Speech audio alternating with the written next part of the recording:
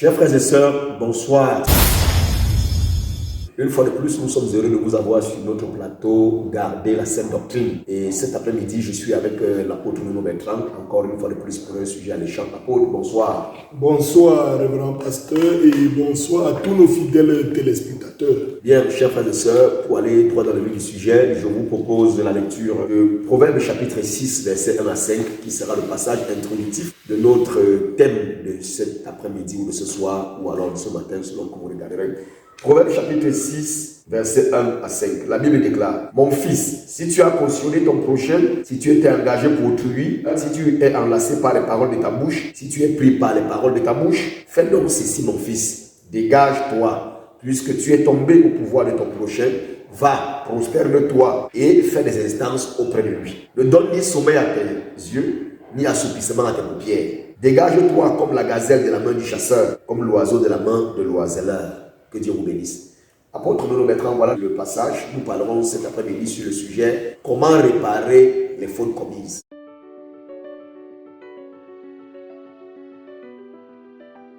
Comment réparer les fautes commises? Est-ce que vous croyez, apôtre Nuno Bertrand, qu'il est possible qu'on répare une faute qu'on a commise? Oui, il est possible. Il n'y a rien devant Dieu qui ne puisse trouver sa compassion, sa miséricorde. On dit qu'il est le Dieu miséricordieux et compatissant. Donc s'il y a une faute, la Bible nous dit déjà dans 1 Jean au chapitre 2, le verset 1 jusqu'à 2 nous dit: Mes petits enfants, je vous écris ces choses afin que vous ne péchiez point. Et si quelqu'un a péché, nous avons un avocat auprès du Père, Jésus-Christ le juste.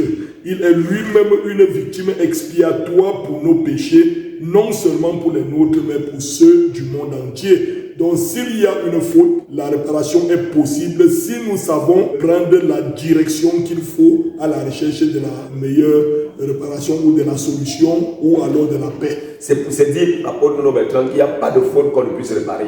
C'est-à-dire, est-ce qu'il n'y a pas quelque chose qu'on ait commis qui soit tellement grave qu'on ne puisse vraiment réparer? Et je sais que la Bible dit par ailleurs qu'il y a un péché qui mène à la mort. Exactement. Et il y en a aussi qui ne mènent pas à la mort. En parlant du blasphème ici, la Bible dit que c'est un chemin de non-retour. L'apôtre Paul dit que pour ceux qui ont été une fois éclairés et qui ont goûté le don céleste, les promesses du siècle à venir, il serait impossible pour eux de faire un retour en arrière. Je ne parle pas de ces cas, je parle donc des erreurs que nous commettons dans la vie, quelque cruelles soient-elles, il y a toujours une possibilité de retour. Si nous prenons par exemple dans le livre d'Ésaïe chapitre 1, le verset 18 va nous donner cette annonce: Venez et plaidons, dit l'Éternel, si vos péchés sont comme le cramoisi, ils deviendront blancs comme la neige. S'ils sont rouges comme la pourpre, ils deviendront comme la laine. Maintenant, si je fais un revers, je prends un autre texte ici,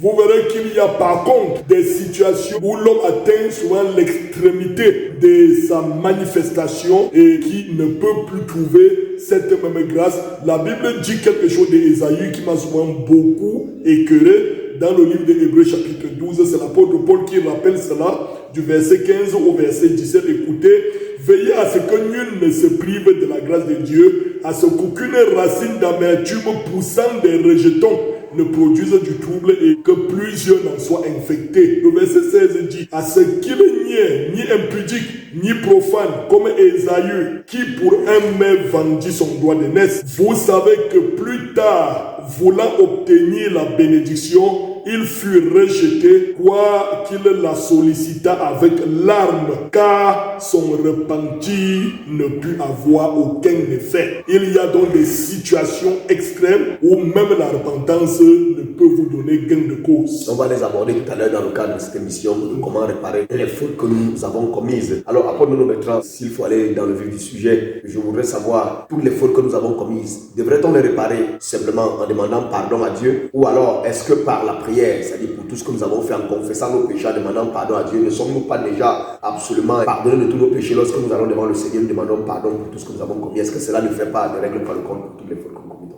Voilà, que l'occasion me soit donc donnée d'éclairer sur un certain nombre de choses. Parce que lorsque vous parlez, révérend, nous entendons cela un peu de partout. Si on a commis une faute ou si on a péché, on peut être pardonné. Et comme nous avons lu les textes sacrés ici, le dire, c'est très facile.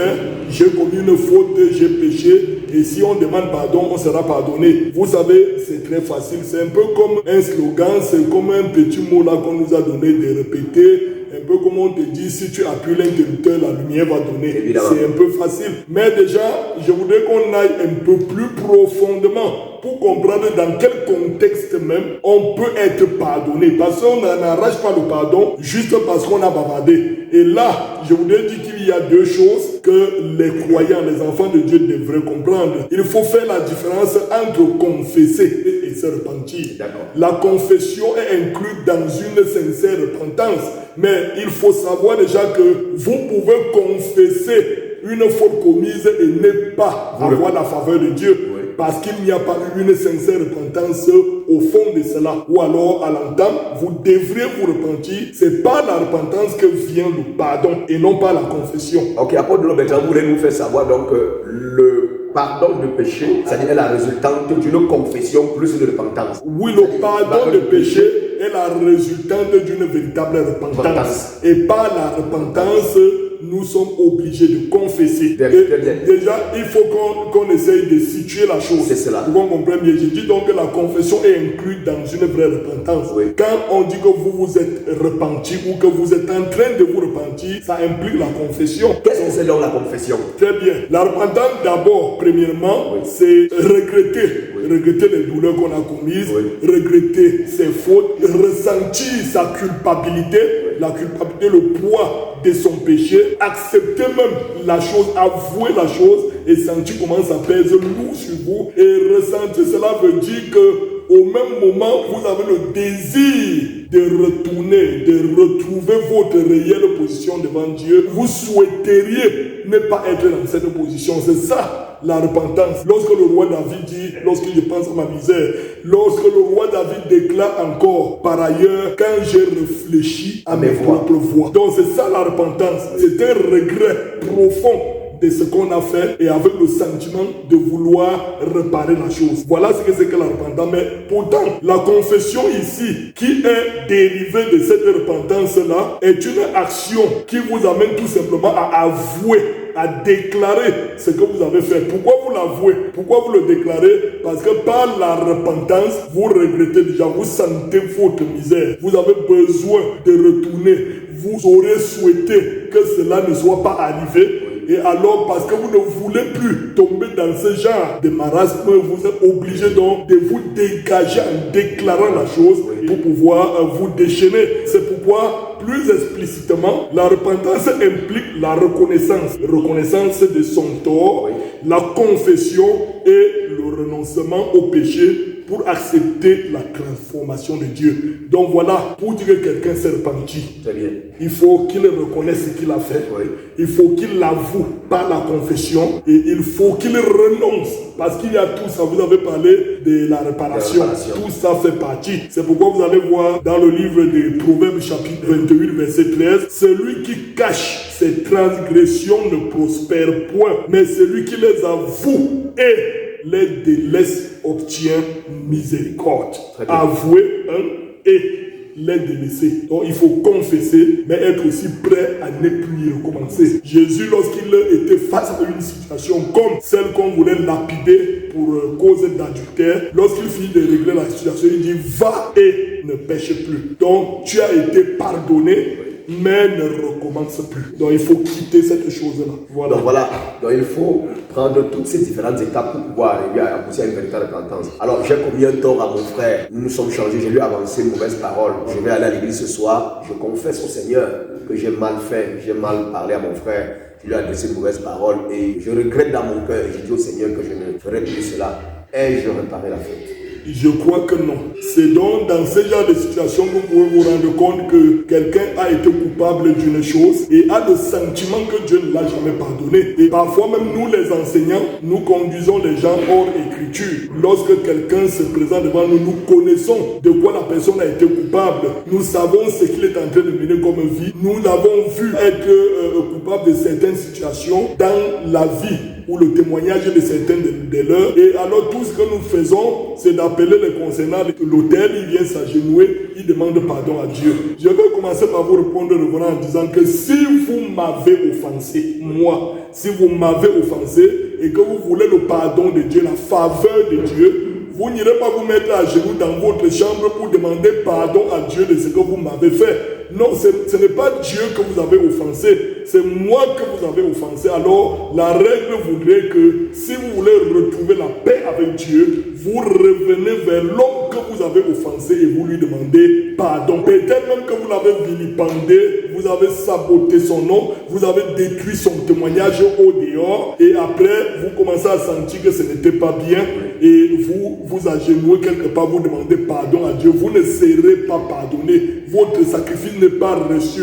Vous l'avez sali dehors. Il y a beaucoup de gens à qui vous avez parlé mal de lui et ces personnes le voient de cette manière-là. Ces personnes ont une mauvaise aperçu de la personne. Donc quand on le voit passer, on le montre du doigt à cause de ce que vous avez collé sur son dos. Maintenant, la seule manière pour vous d'être pardonné, c'est de retourner sur le terrain où la chose a eu lieu, vers les personnes où vous avez mal parlé de cette personne-là et vous retirez vos paroles. Vous arrangez ce que vous avez dit là-bas et vous faites donc le contraire. Et là, vous pouvez aller demander pardon à Dieu après avoir arrangé. C'est ça la réparation. Oui. C'est ça l'arrangement. Vous arrangez ce que vous avez gâté sur le lieu où ça a été fait et face aux personnes à qui vous avez fait cela. Pasteur Bertrand, est-ce que ce n'est pas un peu trop difficile lorsque il faut le faire ici? On entend parfois des gens qui viennent vous dire, mon frère, comme tu me vois là, vraiment, pardonne-moi, j'ai sali ton nom, je t'ai tué dehors, j'ai trop raconté des choses contre toi. Vraiment, il faut que tu me pardonnes, vraiment. Tu vas que si on me pardonner, pardonne-moi parce que j'ai mal parlé de toi. Bon, et puis, parfois aussi, tu peux dire, bon, mon frère, il n'y a pas de problème. Est-ce qu'en ce moment-là, on peut dire que la faute a été réparée? Vous voyez que le coupable a annoncé la première étape, oui. Mais ce n'est pas tout. Il a quand même été courageux de revenir. Bon, ça s'arrête, c'est terminé. Lui dit que, pardonne-moi, mon frère, j'ai sali ton nom dehors. Mais ce n'est pas tout. Il n'a pas réparé la chose, il s'est confessé. C'est pourquoi j'ai dit à un certain niveau que la confession vous absorbe pas. Exactement. Donc, la confession ne suffit pas. Il y a des situations où, après la confession, il faut à tout prix une réparation. Il faut aller arranger ce que vous avez gâté. Sinon, il va vous dire, oui, mon frère, ça va, j'ai compris, je te pardonne.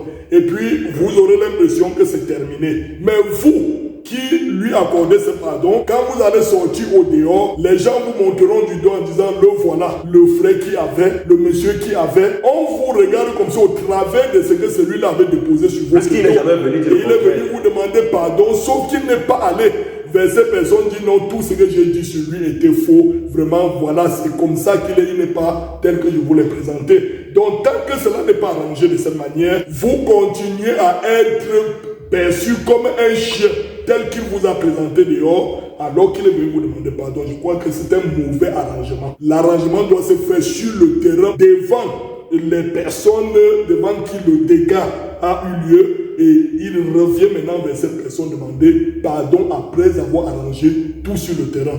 Je vous prends un exemple concret. La Bible dit que Abraham, en passant par Guéra, le roi Abimelech a porté un regard passionnant sur son épouse. Et Abraham lui dit, c'est ma soeur. La femme dit, c'est mon frère. Le roi, excité par la beauté de Sarah, prend Sarah avec lui et s'échauffe correctement et se prépare à aller avec elle maritablement. Oui. Mais écoutez, Dieu va apparaître dans un songe et dit au roi, tu fais un homme mort. Parce que la femme là que tu vas aller sur elle, c'est la femme de mon prophète. Alors tu tentes de mettre la main sur elle, alors tu verras ce que je vais te faire. Je vous punis avec toute ta maison. Vous allez comprendre que dans le verset 7 ici, l'histoire se trouve dans Genèse chapitre 20, verset 6 jusqu'au verset 8. En lisant le verset 7, comprenez, maintenant rends la femme de cet homme.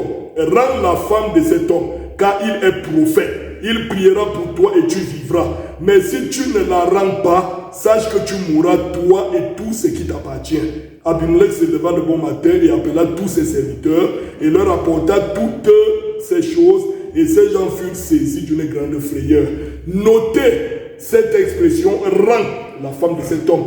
Abimelech pouvait aller faire tout ce qu'il a fait là, venir dire à Abraham, vraiment pardonne-moi, je suis allé avec ta femme, vraiment je n'aurais pas dû faire cela, est-ce que tu me pardonnes frère? Et Abraham lui dit, je te pardonne. Et puis il rentre, non? Il rentre avec la dernière à la maison. Mais la seule possibilité pour lui de trouver la paix avec Dieu, c'était non seulement de confesser à Abraham le mal qu'il lui a fait, mais de rendre sa femme. On appelle ça la restitution. Il y a des fautes que nous commettons dans la vie qui nécessite une véritable réparation, une véritable restitution. Révérend, si vous passez par chez moi et que vous voyez mon argent étalé sur la table, vous soutirez 5 000 francs de mon argent et vous disparaissez. Plus tard, le Saint-Esprit vous frappe et vous vous sentez culpabilisé. Vous allez chercher à arranger, non? Bien sûr. Vous allez faire ce qu'on appelle la repentance, la confession. Vous viendrez confesser, pasteur Nono, une fois là tu as cherché tes 100 000 sans voir. Je voulais t'avouer aujourd'hui que c'est moi qui les avais ramassés. Tu me pardonnes, frère. Je peux même dire que je te pardonne, mais tu ne seras jamais pardonné parce que la procédure est biaisée. C'est déjà faux. Elle est incomplète, quoi. Elle est incomplète. Confesser, c'est bien. Tu as bien fait de me dire ça, de m'avouer que c'était toi pour que ça limite les soupçons qui essayaient de s'éveiller déjà un peu partout. Tu as fait bien. Mais ce qu'il faut compléter, c'est de restituer cet argent. Dieu ne te pardonnera que si et seulement si, après avoir avoué, tu restitues cet argent. Alors, voilà ce qu'on appelle la réparation. La restitution, d'après la vision de Malachikat et d'après le dictionnaire, c'est restituer, c'est restaurer, c'est remettre la chose à son propriétaire légal. C'est que vous aviez pris une chose qui ne vous appartenait pas. Et alors, lorsque vous avez pris conscience que c'était mal fait, la seule chose à faire, c'est ramener la chose à celui qui la méritait de droit, à celui à qui la chose appartenait. C'est faire quoi? C'est restaurer une chose dans son état initial. C'est ça la restitution. Donc, tu me voles, tu me demandes pardon, c'est bon, mais ramène-moi la chose. C'est pourquoi rendre la femme de cet homme. Écoutez, Nombre chapitre 5, versets 5 à 7. L'Éternel parla à Moïse et dit, parle aux enfants d'Israël. Lorsqu'un homme ou une femme péchera contre son prochain et commettant une infidélité à l'égard de l'Éternel et qu'il se rendra ainsi coupable, verset 7, il confessera son péché d'un. Il confessera son péché et il restituera dans son entier l'objet mal acquis. En y ajoutant un cinquième, il le remettra à celui avec qui il s'est rendu coupable. Et dans Lévitique chapitre 6, à partir du verset 2, nous lisons ceci. Lorsque quelqu'un péchera et commettra une infidélité envers l'Éternel en mentant à son prochain au sujet d'un dépôt, d'un objet confié à sa garde, d'une chose volée ou soustraite par fraude, en niant d'avoir trouvé la chose perdue et en faisant un faux serment sur une chose quelconque de nature à constituer un péché, lorsqu'il péchera ainsi et se rendra coupable, il restituera la chose qu'il a volée ou soustraite par fraude, la chose qui lui avait été confiée en dépôt, la chose perdue qu'il a trouvée, ou la chose quelconque sur laquelle il a fait un faux serment. Il la restituera à son entier, y ajoutera un cinquième et la remettra à son propriétaire le jour même où il offrira son sacrifice de culpabilité. Donc, il faut restituer la chose. C'est ça. C'est ça que j'entends par réparer. Confesser ne suffit pas pour certaines erreurs commises, mais il faut confesser et réparer. Celui qui avoue et délaisse. Tu es voleur, ne dis pas seulement Seigneur, je suis voleur, pardonne-moi. Si pendant que tu confesses, il y a encore des objets volés chez toi dont tu connais les vrais propriétaires, la véritable repentance, c'est fini de confesser et aller restituer la chose au propriétaire. Afin qu'il puisse te pardonner. C'est tout. Et que Dieu aussi te reçoive. Que Dieu aussi te reçoive. Donc c'est ça la procédure. C'est ça la procédure. Mais nous avons parfois beaucoup de personnes qui viennent à l'hôtel, après l'appareil, qui viennent pour demander pardon au Seigneur, ils confessent leurs péchés et tout cela. C'est pour dire qu'elle n'est pas complète. Il faudrait qu'après qu'ils aient fait cette repentance-là, cette confession-là, ils confessent leurs péchés, confessent le chacun, prie Seigneur, pardonne-moi, ainsi de suite. S'il y a des choses à réparer, il faudrait bien qu'après qu'ils aillent. Ils passent à la réparation. Ils passent à la réparation. S'il y a des choses à arranger avec les concernés, passe après la confession, vois les tiers concernés et arrange la chose entre eux. Tu peux aller chercher à remettre l'objet volé, la personne par amour, par sympathie pour toi, te dit bon ça va, je t'ai pardonné, tu peux rester avec. Bien. Là c'est bon, il a eu un accord désormais pour être propriétaire. Parce que il arrive que parfois on veut faire des réparations, mais on ne se retrouve plus. On ne retrouve plus les personnes, on ne sait même plus où ces personnes sont. J'avais peut-être soutiré de l'argent, j'avais pris de l'argent à quelqu'un, mon patron là, je ne sais plus, je n'ai perdu le contact, je ne le retrouve plus. Et il y a beaucoup de choses comme ça. On veut bien réparer. Parfois, on ne sait plus où les personnes se trouvent pour leur dire la vérité. Je t'avais menti sur telle chose. En ce moment-là, qu'est-ce qui se passe? Dans la loi, la chose a été réglée. Très bien. Dans la loi, si vous aviez été coupable de prendre quelque chose qui ne vous appartenait pas, que ce soit de l'argent, que ce soit un objet, et ainsi de suite, et que par après, vous vous sentez culpabilisé, en tant qu'un enfant de Dieu, vous voulez retrouver la paix de votre cœur avec Dieu, alors la seule chose à faire à l'époque, tu prenais cette chose mal acquise et tu partais déposer dans le temple de l'Éternel. Oui, ça restait maintenant la propriété de la maison de l'Éternel. Ça, c'est dans la loi ancienne testament. Est-ce que cette chose, ça marche? D'accord. La loi n'a pas été abolie, elle a seulement été accomplie. Il y a des éléments de la loi qui étaient rattachés au cérémoniel et à certaines pratiques peut-être culturelles. Et tout cela, c'est ce côté cérémoniel, culturel et tout cela qui peut-être a été écarté sur beaucoup de cas, mais le fond même de la loi tient encore. Si vous avez des objets volés, si vous avez de l'argent mal acquis et ainsi de suite, et que vous vous sentez culpabilisé, cette chose reste une porte ouverte dans notre vie où le diable peut vous atteindre n'importe comment. La seule chose à faire pour pouvoir vous désengager, c'est vous repentir sincèrement de la chose, demander pardon à Dieu et ramener cette chose dans la maison de l'Éternel, que ça devienne la propriété de l'Éternel et que cette malédiction ou alors le karma qui pourrait s'en suivre soit éloigné de vous. C'est un peu cela. Donc on a vu parmi les enfants de Dieu, beaucoup de choses se font comme ça. Des enfants de Dieu qui doivent énormément de l'argent à leurs semblables. Et puis il lui a fait la promesse, je vais te remettre tel jour. Et le moment arrive, il ne remet pas, il ne fait aucun signe. Et lorsqu'il est déjà, il se sent acculé. Alors un jour peut-être la parole va tomber comme s'il va se sentir culpabilisé. Évidemment. Il tombe à genoux devant son créancier et se met à couler d'abondantes larmes. Vous voyez, on va dire dans son cœur repentant, il est touché. Alors vraiment frère, l'argent que je te dois depuis, je t'ai jonglé, pardonne-moi. Vraiment, je ne veux pas manquer le ciel à cause de cela, pardonne-moi. Oui, il va te dire, oui mon frère, j'ai compris, c'est bien. Tu t'es repenti pour lui avoir manqué le respect après avoir pris de son argent. Mais après cette repentance, bats-toi, tu viens remettre son argent. C'est très important. Tu pourras ne pas le faire si lui, il te remet cette dette-là. Mais tant qu'il ne t'a pas dit qu'il t'a remis cette dette, alors tu es redevable. Et l'apôtre Paul dit ne devait rien à personne. Très bien. Nous allons, chers bien-aimés frères et sœurs, mettre la clé sous le paillasson, puisque nous arrivons déjà au terme de cette émission. Alors, pour tout le mettre, nous sommes dans la première partie de cette émission. En un mot, que pouvez-vous dire pour un chrétien qui veut vraiment être en ordre, c'est-à-dire sur la repentance? Quel est le conseil que vous pouvez donner avant que nous mettions la clé sur le paillasson? Voilà, je voudrais dire tout simplement que ce qui bloque beaucoup de chrétiens aujourd'hui, leur vie n'avance pas, rien ne bouge dans leur vie, ils demeurent statiques, ils demeurent les mêmes hier, aujourd'hui et pour toujours. Vous êtes avec eux, les mêmes problèmes qu'il pleurait dans sa vie il y a 15 ans, c'est le même problème que vous retrouvez. Et puis, il ne s'en sort nullement pas. Et il y a beaucoup d'ennuis comme ça. Le Saint-Esprit n'a jamais reçu. Il demeure le même vieil homme. Et on se pose la question, pourquoi? Pourtant, la Bible a dit, repentez-vous, que chacun de vous soit baptisé au nom de Jésus-Christ pour le pardon de vos péchés et vous recevrez le don du Saint-Esprit. En réalité, un chrétien qui s'est repenti sérieusement et qui a pris son baptême conformément à la parole a le droit de recevoir le Saint-Esprit. Et s'il ne reçoit pas, je voudrais dire aux gens que la chose qui bloque les enfants de Dieu aujourd'hui, c'est le manque de sincérité. Il manque une sincère repentance dans leur vie. C'est la repentance. On en a vu même avec beaucoup qui vont jusqu'au bord des eaux pour se faire baptiser.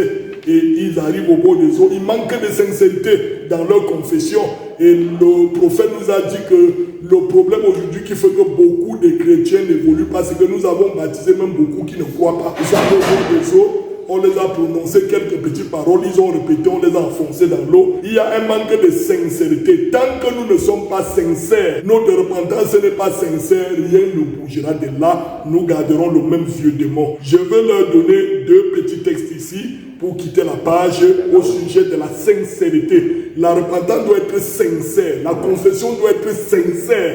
Tout ce que nous faisons doit être sincère. Dans Somme chapitre 119, verset 80, le roi David dit « Que mon cœur soit sincère dans tes statuts, afin que je ne sois pas couvert de honte. » Dans 1 Timothée chapitre 1, verset 5, l'apôtre Paul dit à Timothée « Le but but du commandement, c'est une charité venant d'un cœur pur, d'une bonne conscience et d'une foi sincère. William Branham dit dans le message, il prend soin. Et vous, il nous déclare, les gens n'atteignent pas la profondeur de la sincérité. Cela a perdu, le mot même anglais sincérité a perdu sa valeur aux yeux des gens. Ou, suite à la façon de vivre des gens, ils ont perdu la sincérité. Eh bien, ils ne semblent pas comprendre, même dans nos confessions. Donc, il faut une sincérité dans ce que nous faisons pour que la repentance ait vraiment toute sa raison d'être devant le Seigneur, pour nous apporter aussi tous les ingrédients qui en découleront. D'accord. Chers frères et sœurs, c'est la fin de cette première partie de l'émission